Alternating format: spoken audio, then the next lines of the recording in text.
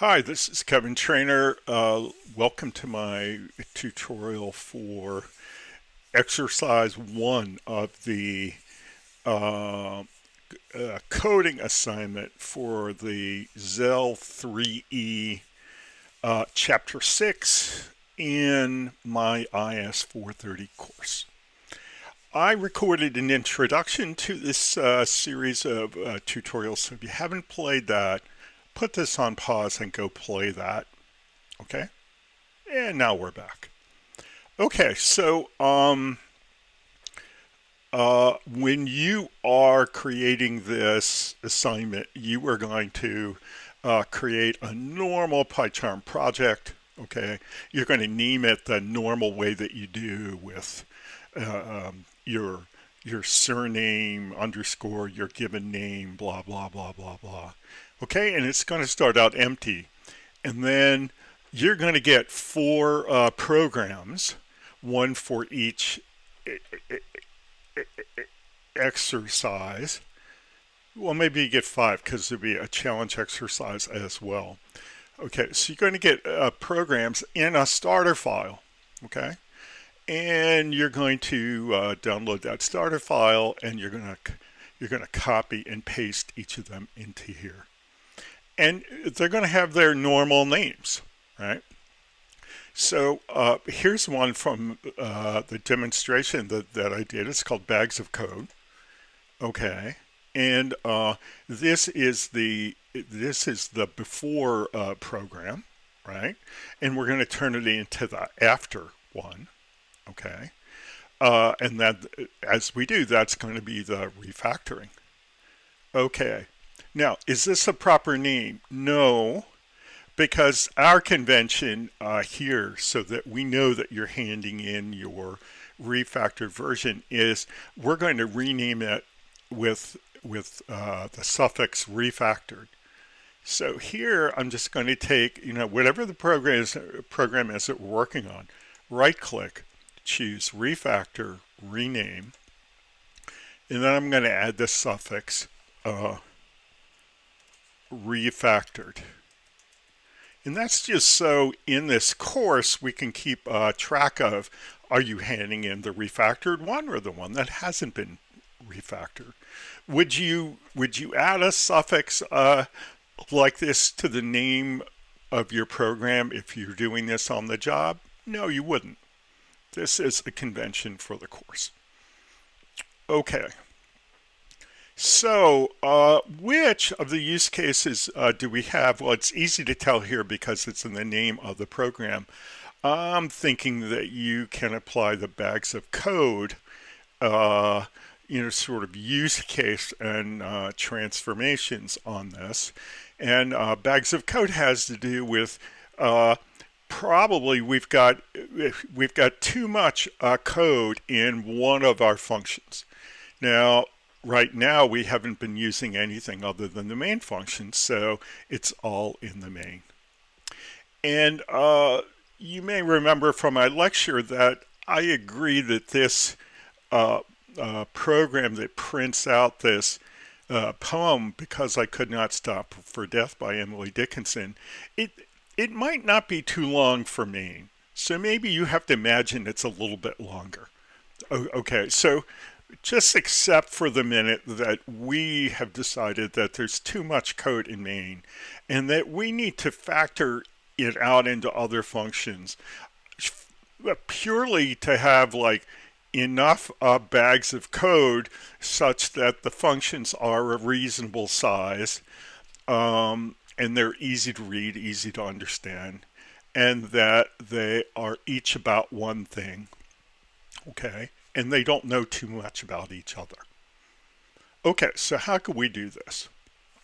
Well, let me tell you that you don't have to use the built-in tools in PyCharm to do this, but they make it a lot easier. Okay, so let me show you how I would do this. Here's what I'm going to do. I'm looking at this and I see, well, this poem has a title line and credit, and then a blank line. Then it has stanza 1, stanza 2, stanza 3, stanza 4, and stanza 5. Okay, and the reason we're doing this for practice is it's pretty easy to figure out, that a stanza is all about one thing, or at least you can make that argument. Okay, and okay, so I'm thinking we're going to have a main, and then we're going to have six sub functions, one for the title and the credit, and then one for each of the stanzas. Okay. Um, I'm thinking because of the experience that I have that I'm going to put the print that skips a line in with the content. So I'm going to think of we're going to print the content, and if we need a blank line after it, we're going to include that. So I'm going to put this print with uh, with that. Okay. All right. So I pretty much know what I'm going to do. This is a pretty simple refactoring. Um, how would it look if I was going to do this without the built-in refactoring helper tools in PyCharm? Well, here's what I would do. I would come down here and I would say, well, I'm going to put this into a function called something like write title and credit. Okay, so I come down here. Right after here, I skip my two lines and I say def write title and credit, two parens, because this isn't a tool. This isn't sharing data. This is just printing. I'm not going to pass any parameters, right? So colon, okay, and then I can put my code right there. So let's cut the code, okay, and let's paste it here, okay, and it seemed to get the right level of indentation. Am I done yet? No, I'm not done yet because I haven't called the code that I've factored out. So I want to I'm going to want to write a title and credit. Actually, I could just copy this part of the function header and just paste it in here. And there it is. Okay. Now, how do I know that I've had a successful refactoring? Well, I run a test. I should probably have run a test before I started to see what the output was. A lot of people who do refactoring are using automated testing. We're not learning full automated testing in this course. We're going to learn some approximation of automated testing. But right now we're still doing just kind of plain old testing by inspection. So we run the test. And then we look. Let's make this bigger.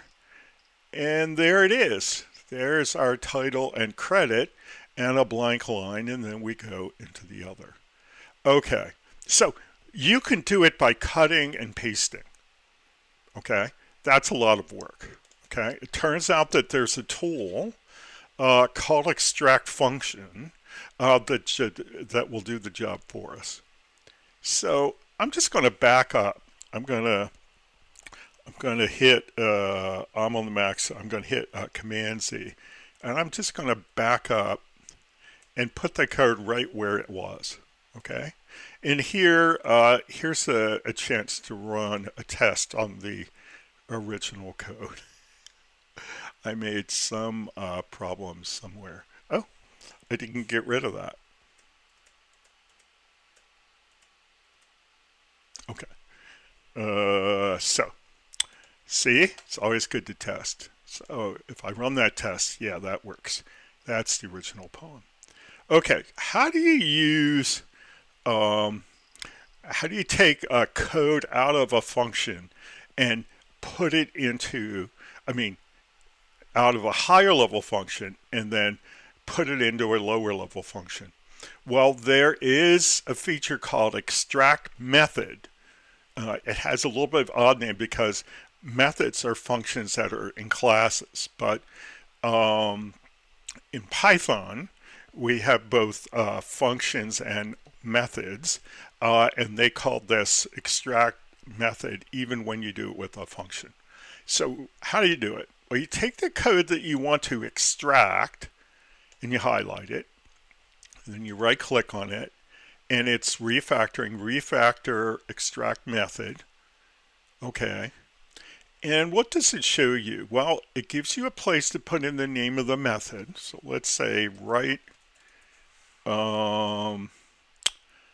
title and credits. Okay. Or maybe we just call it credit. Okay. Parameters.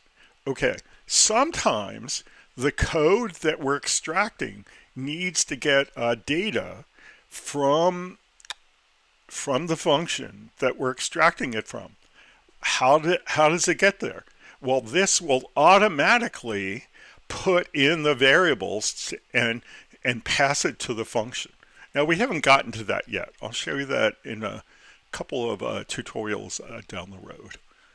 Okay, and it's got some other stuff that we're not going to look at. Output variables. Output variables would be return values. Okay, we're not returning any values because this is all just code that prints. Okay, so no parameters to pass in, no return values to get back. But you can have this tool do all that work for you, and you'll see it in a little while when you get to that tutorial. So we're going to click on OK. And it puts the call right here with the right name, and down here it created the function header, okay, and it put the code in it. Isn't that beautiful? Okay, so whenever we do a refactoring, we're going to do a test, okay, because refactoring is not supposed to change the functionality of our code. It's supposed to pass the test before we start the refactoring, and it's supposed to pass the test after we finish. So let's run it, and works just fine. Okay, let's do the next one. Okay, so because I could not stop for this, so this is going to be stanza 1. Okay. And so we're going to say refactor extract method. Okay. Again, since this is all print stuff, the only thing that we're going to fill out in this tutorial is the name. So I'm going to call this write stanza 1. And good names for functions begin with verbs. Okay. When you think of it, variables are kind of the noun objects, and functions are kind of the verb objects. So that's a good test if you have a properly descriptive name. So we're going to click on OK, and there, write stanza 1 is right here. Now, the only thing that I don't like about the way this tool works in PyCharm is that they put these things immediately after the function that you're factoring that code out of. Okay? And if you do them from the top down, then they wind up in reverse order. So what I do is I just do a cut, and I come down here and I do a paste. And now I've got too many blank lines up here, but just and too few down here. Okay, so the best practice for the order to put your functions in, you can put them in any order you want. Okay, the mechanics of Python, as long as the call to main comes last, they can be in any order mechanically. Okay. The best practice that I'm going to want you to follow is I want them to be in a kind of hierarchical order. So main's at the top, then we have all the things that main calls, And if it calls more than one thing, we have to put them in the order that they get called. So first we called write title and credit, then we called write stanza 1. Okay, and then we're going to have write stanza 2, write stanza 3, and then on. Okay, so let me run this. And again, let's look. And there's our title and credit, and stanza 1 is going just fine. Okay, and again, if you are using more automated testing, we're going to do our own homegrown version of automated testing in a chapter or two. Well, then you would run the automated test, okay? And then it's kind of easy to see that it passed all the tests. Here, we haven't gotten into even rudimentary automated testing, so every time we refactor the code, then we need to run this manual test, and we need to inspect it to make sure that it still passes the test. Okay, so I'm going to do one more here before I pause the video. Okay, so I'm just going to take stanza 2, and I'm going to highlight it, refactor extract method. Okay, I'm going to call this write stanza 2. Okay, and I've got the call there. That's looking good, but again, the position is not where I want it, so I'm gonna cut that, and I'm gonna put it down here. And somehow my blank lines always don't work out the right way. Yeah, I've got to learn how to do that better. Okay, so am I done with that refactoring? No, I'm not, because I didn't run the test yet. Okay, so run the test. Look at it. Yeah, so we've got stanza 1 and stanza 2. So we've got 3 more to do. What I'm going to do is I'm going to pause you, and I'll be back at the end. Okay, so let's pause you. Okay, I'm back, and I just did my stanza 5. Okay, so since you've been with me, I did 3, 4, and 5, I think. Okay, still need to test my 5. Let's do a test. So we run the test, and yeah, that's it. That's the poem. It looks just the same as we started in the beginning. Okay. Am I done yet? Almost. Okay. In this case, my example, I'm sorry, my doc string is out of date. Okay. It says it is the before example. Okay. And the doc string should just really say what it does now. It's just, I don't want to talk about the refactoring. That's kind of talking about old news. And I'm going to say print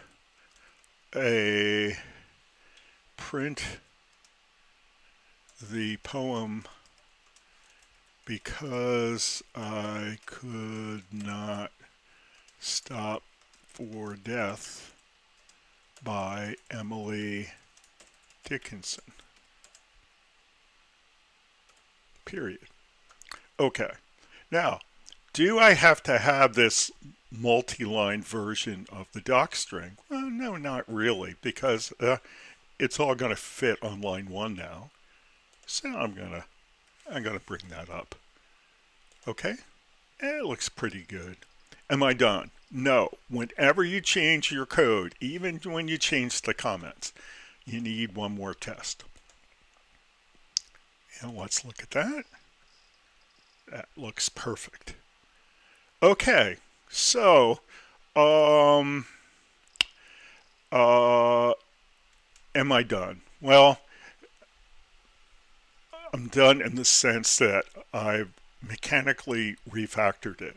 Have I evaluated for goodness? Like, have I got high cohesion and low coupling? Okay, well, I think I've got high cohesion because each of the functions, each of the subfunctions, is about writing one coherent thing out to the printer. Okay, so I think they're well chosen. They're not about two things, they're not about two and a half things, they're about one thing. Okay, one could argue that right title and credit is about two things. Okay, but they all occur on the same line, and I'm thinking that maybe there's another name for this that wouldn't have and in it. A lot of times when you look at the names of your functions, if they have the word and in them, that's a hint that they may be doing two things. Okay, I'm thinking here that my problem is that I don't have a proper name for that line because I'm not a person who prints poems all the time. Maybe they call that the header, or maybe they call it, I don't know what they call it, okay? But they probably have a term of art for it, and I could put that there instead of title and credit. So I'm going to argue that this is about one thing, okay? What about the main? Well, the main's about one thing. I mean, it does 6 separate things, but it orchestrates them. So what the main is about is orchestrating the action of the program. And that means it's highly cohesive. So it's highly cohesive. What about this low coupling? Well, there isn't anything about the code that's going on in the main that shows that it is aware of what goes on in the inner workings of the functions that it calls. And this is going to definitely be true when we're just printing things. Okay, and if I can show you some code that violates that, it'll be a couple of tutorials down the way. Okay, so I think this is a great job.